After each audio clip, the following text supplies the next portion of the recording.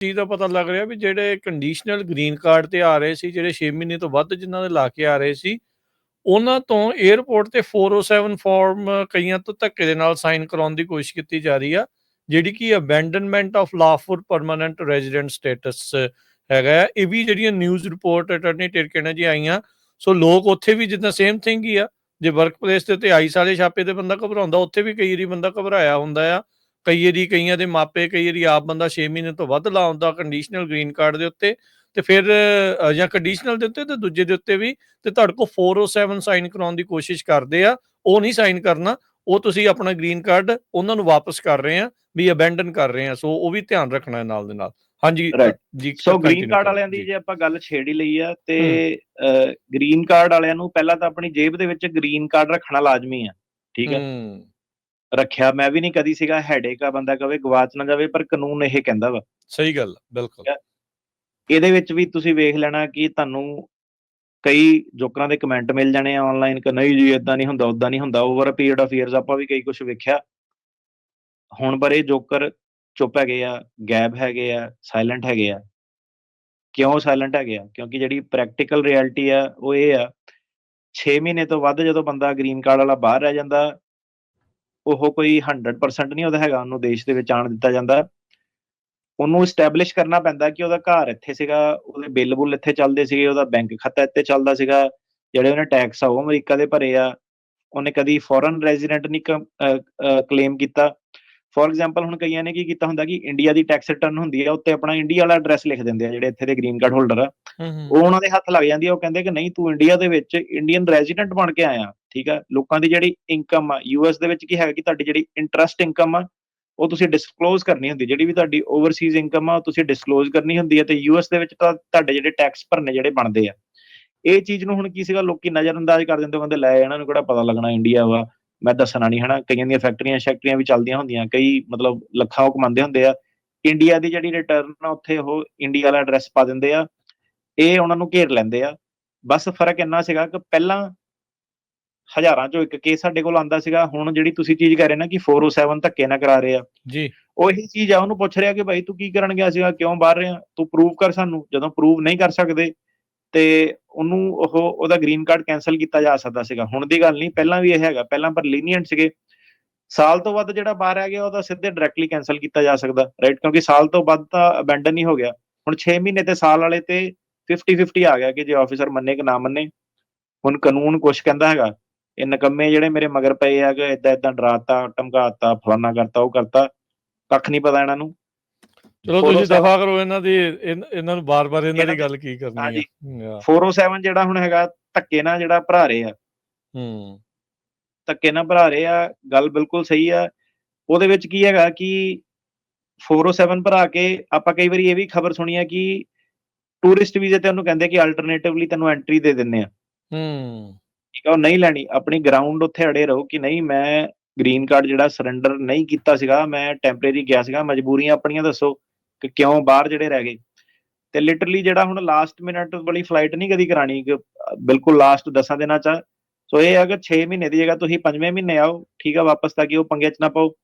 ਤੇ ਇਸ ਤੋਂ ਇਲਾਵਾ ਇੱਕ ਹੋਰ ਵੀ ਚੀਜ਼ ਹੈਗੀ ਆ, ਇੱਕ ਪੈਟਰਨ ਕਿ ਬੰਦਾ ਜਿਹੜਾ ਸਿਰਫ ਹਾਜ਼ਰੀ ਭਰ ਦਿੰਦਾ ਆਪਣੀ ਕਿ ਮੈਂ ਅਮਰੀਕਾ ਆ ਜਾਵਾਂ 10 ਦਿਨਾਂ ਲਈ, ਫਿਰ ਮੈਂ ਵਾਪਸ ਚਲ ਜਾਵਾਂ, ਬਾਹਰ ਰਹਿ ਕੇ 5 ਮਹੀਨੇ ਬਾਅਦ ਫਿਰ ਮੈਂ ਆ ਕੇ ਹਾਜ਼ਰੀ ਪਾ ਦੇਵਾਂ ਅਮਰੀਕਾ 10 ਦਿਨਾਂ ਦੀ, ਤੇ ਗ੍ਰੀਨ ਕਾਰਡ ਮੇਰਾ ਚੱਲਦਾ ਰਹੂਗਾ। ਰੋਂਗ ਥਿੰਗ ਆ। ਉਹ ਪੈਟਰਨ ਵੀ ਦੇਖ ਸਕਦੇ ਆ, ਜਿਹੜੇ ਪੈਟਰਨ ਇਦਾਂ ਦਾ ਕਿ ਉਹਨਾਂ ਨੂੰ ਲੱਗੇ ਕਿ ਇਹ ਵਿਲਫੁਲੀ ਇਦਾਂ ਕਰ ਰਿਹਾ, ਸਿਸਟਮ ਨੂੰ ਟ੍ਰਿਕ ਕਰਨ ਦੀ ਕੋਸ਼ਿਸ਼ ਕਰਦੇ ਆ, ਤਾਂ ਵੀ ਜਿਹੜਾ ਗ੍ਰੀਨ ਕਾਰਡ ਆ ਉਹ ਪ੍ਰੋਬਲਮ ਦੇ ਵਿੱਚ ਜਿਹੜਾ ਆ ਸਕਦਾ ਜੀ। ਸੋ ਇਹ ਡਜ਼ ਨਾਟ ਮੈਟਰ ਅਟਾਰਨੀ ਟਿਰਕੇਨਾ ਜੀ, ਕੰਡੀਸ਼ਨਲ ਆ ਜਾਂ ਤੁਹਾਡੇ ਕੋਲ 10 ਸਾਲ ਵਾਲਾ, ਇਹ ਦੋਨਾਂ ਦੇ ਨਾਲ ਹੀ ਵਾਪਰ ਸਕਦੀ ਇਹ ਚੀਜ਼, ਰਾਈਟ। ਕਿਉਂਕਿ ਇਹ ਚੀਜ਼ ਟਾਰਗੇਟ ਉਹ ਕਰਦੇ ਆ ਕਿ ਬੰਦਾ ਪਰਮਾਨੈਂਟ ਰੈਜ਼ੀਡੈਂਟ ਜਿਹੜਾ ਹੈਗਾ ਉਹ ਅਮਰੀਕਾ ਦੇ ਵਿੱਚ ਰਹਿਣਾ ਚਾਹੀਦਾ, ਉਹਦਾ ਘਰ ਇੱਥੇ ਹੋਣਾ ਚਾਹੀਦਾ, ਉਹ ਘੁੰਮਣ ਬਾਹਰ ਜਾਣਾ ਚਾਹੀਦਾ। ਇਹ ਨਹੀਂ ਕਿ ਬਾਹਰ ਰਹਿੰਦਾ ਹੋਵੇ ਤੇ ਘੁੰਮਣ ਅਮਰੀਕਾ ਆ ਕੇ ਵਾਪਸ ਜਾਵੇ। ਪੁੱਠਾ ਚੀਜ਼ ਚਾਹੀਦੀ ਇੱਥੋਂ, ਚੀਜ਼ ਚਾਹੀਦੀ ਜੀ। ਹੁਣ ਜਿਨ੍ਹਾਂ ਦੇ ਗਏ ਆ, ਮਾਪੇ ਵੀ ਗਏ ਆ ਜਾਂ ਜਿਹੜੇ ਆਪ ਵੀ ਗਏ ਆ, ਜਿਨ੍ਹਾਂ ਨੂੰ ਮੰਨ ਲਓ ਵੀ 6 ਮਹੀਨੇ ਤੋਂ ਵੱਧ ਹੋ ਗਏ ਆ ਜਾਂ ਹੋਣ ਵਾਲੇ ਆ, ਉਹਨਾਂ ਨੂੰ ਤੁਸੀਂ ਕੀ ਸਲਾਹ ਦਿੰਦੇ ਵੀ ਉਹ ਹੁਣ ਕਿੱਦਾਂ ਜਿਹੜਾ ਉਹ ਕਰਨ? ਕਿਉਂਕਿ ਚਲੋ ਕਈ ਵਾਰੀ ਬੰਦੇ ਨੂੰ ਪਤਾ ਨਹੀਂ ਹੋਣਾ ਨਾ, ਜਨਵਰੀ ਦੇ ਵਿੱਚ ਸਹੁੰ ਚੁੱਕਣ ਤੋਂ ਬਾਅਦ 'ਚ ਇੱਦਾਂ ਦੀ ਜਿਹੜੀ ਸਥਿਤੀ ਉਹ ਬਣ ਜਾਣੀ ਆ, ਉਹਨਾਂ ਦੇ ਲਈ ਹੁਣ ਕੀ ਸਲਾਹ ਆ, ਉਹ ਕੀ ਕਰਨ? ਲੈਂਡ ਬਾਰਡਰ ਜਿਹੜਾ ਕੈਨੇਡਾ ਦਾ ਹੈਗਾ ਥੋੜ੍ਹਾ ਜਿਹਾ ਸੌਖਾ ਹੈਗਾ, ਜਿਹੜਾ ਤੁਹਾਡਾ ਤੁਸੀਂ ਫਲਾਈ ਕਰਦੇ ਆ ਜਦੋਂ, ਹਨਾ। ਤੇ ਜੇ ਕਿਸੇ ਕੋਲ ਕੈਨੇਡੀਅਨ ਵੀਜ਼ਾ ਹੈਗਾ, ਉਹ ਚੀਜ਼ ਟਰਾਈ ਕਰ ਸਕਦਾ। ਠੀਕ ਆ, ਬਾਕੀ ਜਿਹਨੂੰ ਸਾਲ ਤੋਂ ਵੱਧ ਹੋ ਗਿਆ ਉਹਨੂੰ ਤਾਂ ਪ੍ਰੋਬਲਮ ਹੀ ਹੈਗੀ ਆ। ਮੇਕ ਸ਼ੋਰ ਕਿ ਤੁਹਾਡੇ ਕੋਲ ਡਾਕੂਮੈਂਟੇਸ਼ਨ ਹੋਵੇ ਪ੍ਰੋਪਰ, ਕਿ ਕਿਉਂ ਤੁਹਾਡੀ ਮਜਬੂਰੀਆਂ ਪੈ ਗਈਆਂ ਸੀ, ਕਿਉਂ ਫਸ ਗਏ। ਬਟ ਉਤੋਂ ਵੀ ਜ਼ਿਆਦਾ ਜਿਹੜੇ ਕਿ ਤੁਹਾਡੇ ਫੋਨ ਇੱਥੇ ਚੱਲਦੇ ਆ, ਬਿੱਲ ਤੁਹਾਡੇ ਇੱਥੇ ਹੈਗੇ ਆ। ਸੋ ਜਿਹੜਾ ਵੀ ਮਾਪੇ ਜਾਂ ਬਜ਼ੁਰਗ ਜਿਹਨਾਂ ਦੇ ਰਹਿੰਦੇ ਆ, ਸੋ ਮੇਕ ਸ਼ੋਰ ਕਰੋ ਕਿ ਉਹਨਾਂ ਦਾ ਬੈਂਕ ਦਾ ਖਾਤਾ, ਫੋਨ ਦਾ ਬਿੱਲ ਜਿਹੜਾ ਉਹਨਾਂ ਦੇ ਨਾਮ ਤੇ ਹੀ ਹੋਵੇ, ਤੁਹਾਡੇ ਨਾਮ ਤੇ ਨਾ ਹੋਵੇ, ਤਾਂ ਕਿ ਉਹ ਪ੍ਰੂਵ ਕਰ ਸਕਣ ਕਿ ਇੱਥੇ ਉਹਨਾਂ ਦੀ ਜ਼ਿੰਦਗੀ ਚੱਲਦੀ ਹੈ। ਠੀਕ ਹੈ। ਏਦਾਂ ਦੀਆਂ ਚੀਜ਼ਾਂ। ਤੇ ਆਪਣੇ ਜਿਹੜੇ ਟੈਕਸਟ ਮੈਸੇजेस ਆ, ਬਾਰਡਰ ਤੇ ਜਦੋਂ ਤੁਸੀਂ ਆਉਂਦੇ ਆ, ਤੁਹਾਡੀ ਈਮੇਲ, ਟੈਕਸਟ ਮੈਸੇजेस, ਉਹਦੇ ਵਿੱਚ ਉਹ ਪੂਰੀ ਡਿਟੇਲ ਤੱਕ ਜਾ ਸਕਦੇ ਆ। ਅੱਛਾ, ਚੈੱਕ ਕਰ ਸਕਦੇ ਹੋ ਪੂਰਾ ਹੁਣ? ਚੈੱਕ ਕਰ ਸਕਦੇ ਆ ਪੂਰਾ।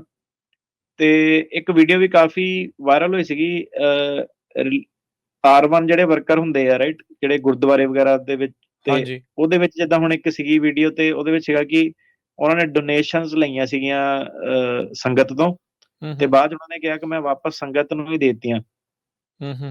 $2400 ਦਾ ਮਸਲਾ ਸੀਗਾ ਸਾਰਾ, ਤੇ ਉਹਦੇ ਵਿੱਚ ਐਂਟਰੀ ਰਿਫਿਊਜ਼ ਕਰਤੀ ਸੀਗੀ, ਇਹ ਕਹਿ ਕੇ ਕਿ ਤੁਸੀਂ ਡਿਊਟੀਆਂ ਤੋਂ ਵੱਧ ਜਿਹੜਾ ਬਾਹਰ ਕੰਮ ਕਰ ਰਹੇ ਆ, ਪੈਸੇ ਕਮਾ ਰਹੇ ਆ। ਸੋ ਠੀਕ ਆ। ਉਹ ਮੈਂ ਵੀਡੀਓ ਸਾਰੀ ਵੇਖੀ, ਉਹਨਾਂ ਨੇ ਡਾਕੂਮੈਂਟ ਵੀ ਕੀਤੀ ਆ, ਆਈਸ ਆਫਿਸਰ ਜਿੱਦਾਂ ਸਵਾਲ ਪੁੱਛਦੇ ਆ। ਸੋ ਜਿਹੜੇ ਵੀ ਆਰ ਵੀਜ਼ੇ ਵਾਲੇ ਹੈਗੇ ਆ, ਠੀਕ ਆ, ਗੁਰਦੁਆਰਿਆਂ ਵਾਲੇ ਹੈਗੇ ਆ, ਉਹ ਪਹਿਲਾਂ ਤਾਂ ਇਹ ਹੈਗਾ ਕਿ ਜਿਹੜੀ ਤੁਹਾਡੀ ਜੌਬ ਡਿਸਕ੍ਰਿਪਸ਼ਨ ਹੁੰਦੀ ਨਾ, ਉਹਦੇ ਵਿੱਚ ਇੱਕ ਲਾਈਨ ਐਡ ਕਰੋ, ਠੀਕ ਆ। ਜਿਹੜੇ ਜ਼ਿਆਦਾਤਰ ਇਹ ਕੰਮ-ਕੁਮ ਪੈਰਾਲੀਗਲ ਹੀ ਕਰਦੇ ਆ, ਬਜਟ ਕਰਕੇ, ਵਕੀਲ ਵਕੂਲ ਘੱਟ ਹੀ ਇਹਦੇ ਵਿੱਚ ਇਨਵੋਲਵ ਹੁੰਦੇ ਆ। ਸੋ ਉਹਦੇ ਵਿੱਚ ਇੱਕ ਲਾਈਨ ਲਿਖੋ, other duties as may be assigned. ਇਹ ਲਾਈਨ ਤੁਹਾਨੂੰ ਬਚਾ ਸਕਦੀ ਆ ਕਿ ਭਾਈ ਆਹ ਸਾਰੀਆਂ ਮੇਰੀਆਂ R1 ਦੀਆਂ ਡਿਊਟੀਆਂ, ਪਰ ਇਹਦੇ ਨਾਲ ਅਦਰ ਡਿਊਟੀਜ਼ ਜਿਹੜੀਆਂ ਅਸਾਈਨ ਹੋ ਸਕੇ। ਸੋ ਉਹ ਮੈਂ ਜਿਹੜੀ ਵੀਡੀਓ ਦੇਖ ਰਿਹਾ ਸੀ, ਉਹਨਾਂ 'ਚ ਕੀ ਸੀਗਾ ਕਿ ਉਹ ਪਰਸਨਲੀ ਲੈ ਗਏ ਕਿ ਨਹੀਂ, ਇਹ ਤਾਂ ਜਨਤਾ ਦਾ ਚੜਾਵਾ ਸੀਗਾ, ਮੈਂ ਵਾਪਸ ਹੀ ਦੇ ਦਿੱਤਾ। ਜਦ ਕਿ ਹੋਣਾ ਕੀ ਚਾਹੀਦਾ ਸੀਗਾ ਕਿ ਯਾਰ ਸਾਡਾ ਧਰਮ ਕਹਿੰਦਾ ਹੈਗਾ ਕਿ ਉਹਦੇ ਵਿੱਚ ਡੋਨੇਸ਼ਨ ਦਸਵੰਧ ਦਾ ਕਨਸੈਪਟ ਹੈਗਾ, ਇਹ ਕਨਸੈਪਟ ਆ, ਲੋਕੀ ਦਿੰਦੇ ਆ, ਮੈਂ ਐਜ਼ ਅ ਪ੍ਰੀਸਟ ਨੂੰ ਰਿਫਿਊਜ਼ ਨਹੀਂ ਕਰ ਸਕਦਾ, ਇਹ ਮੇਰੀ ਮਜਬੂਰੀ ਆ, ਇਹ ਪਾਰਟ ਆਫ ਡਿਊਟੀਜ਼ ਹੈਗੀਆਂ। ਤੇ ਜਿਹੜਾ ਮੇਰਾ ਗੁਰਦੁਆਰਾ ਰਿਲੀਜੀਅਸ ਆਰਗੇਨਾਈਜੇਸ਼ਨ ਆ, ਉਹ ਇਹ ਕਹਿੰਦੀ ਆ ਕਿ ਮੈਂ ਇਹ as a part of duties ਹੀ ਕਰ ਰਿਹਾ। ਹੁਣ ਹੋਇਆ ਕੀ ਸੀਗਾ ਕਿ ਇੱਕ ਸੀਗਾ ਅਫਸਰ, ਜਿਹੜਾ CBP ਵਾਲਾ ਜਵਾਕ ਜਿਹਾ ਸੀਗਾ, ਉਹਨੇ ਰੋਕਤਾ, ਉਹ ਪਹਿਲਾਂ ਏਦਾਂ ਪੈ ਗਿਆ, ਉਹ ਬਾਅਦ 'ਚ 50-50 ਤੇ ਸੀਗਾ, ਉਹਨੇ ਆਪਣਾ ਸੁਪਰਵਾਈਜ਼ਰ ਬੁਲਾਇਆ ਫਿਰ, ਕਿ ਸੁਪਰਵਾਈਜ਼ਰ ਜਿਹੜਾ ਆ ਕੇ ਵੇਖੇ, ਤੇ ਸੁਪਰਵਾਈਜ਼ਰ ਨੇ ਵੀ ਆ ਕੇ ਜਿਹੜਾ ਬਹਿ ਕੇ ਗੱਲ-ਗੁਲ ਜੀ, ਉਹਨੇ ਕਨਕਲੂਜਨ ਇਹੀ ਕੱਢਿਆ ਕਿ ਨਹੀਂ, ਇਹ ਆਊਟ ਆਫ ਜਿਹੜਾ ਸਕੋਪ ਆਫ ਡਿਊਟੀਜ਼ ਹੈਗਾ, ਕਿ ਪੈਸੇ ਕਿਤੋਂ ਕਲੈਕਟ ਕਰਨਾ, ਉਹਨੇ ਇਸ ਹਿਸਾਬ ਨਾਲ ਸੋਚਿਆ। ਸੋ ਹਰੇਕ ਜਿਹੜੀ ਛੋਟੀ-ਛੋਟੀ ਗੱਲ ਆ, ਉਹਦਾ ਮੁੱਦਾ ਜਿਹੜਾ ਬਣ ਸਕਦਾ। ਕੇਅਰਫੁਲ ਰਹੋ, ਅਲਰਟ ਰਹੋ, ਠੀਕ ਆ। ਠੀਕ ਹੈ। ਅਗੇਨ ਜਿੱਦਾਂ ਕਿਹਾ ਕਿ ਆਨਲਾਈਨ ਫ੍ਰੀ ਵਾਲੀ ਜਿਹੜੀ ਐਡਵਾਈਸ ਆ, ਗਲਤ ਐਡਵਾਈਸ ਆ, ਸੱਜਣ ਮਿੱਤਰਾਂ ਵਾਲੀ ਐਡਵਾਈਸ ਆ, ਨਹੀਂ ਉਹਦੇ ਉੱਤੇ ਉਹ ਕਰਨਾ। 100% ਆਪਣੇ ਪੇਪਰ ਪੂਪਰ ਜੋ ਵੀ ਹੈਗੇ ਆ ਪੜ੍ਹੋ। ਜਿਹੜਾ ਟਰੈਵਲ ਬੰਦਾ ਕਰ ਰਿਹਾ, ਹਰੇਕ ਬੰਦਾ ਹੁਣ ਪ੍ਰੋਬਲਮ ਦੇ ਵਿੱਚ ਹੈਗਾ। ਹੁਣ ਵੀਜ਼ੇ ਵਾਲੇ ਬੰਦੇ ਨੂੰ ਵੀ ਦੇਖੋ ਤੁਸੀਂ, ਗੁਰੂ ਘਰ ਲਈ ਜਿਹੜਾ ਆ ਉਹਨੂੰ ਵੀ ਰੋਕ ਦਿੰਦੇ ਆ, ਤੇ ਗ੍ਰੀਨ ਕਾਰਡ ਵਾਲਿਆਂ ਨੂੰ ਵੀ ਜਿਹੜੀ ਪ੍ਰੋਬਲਮ ਆ।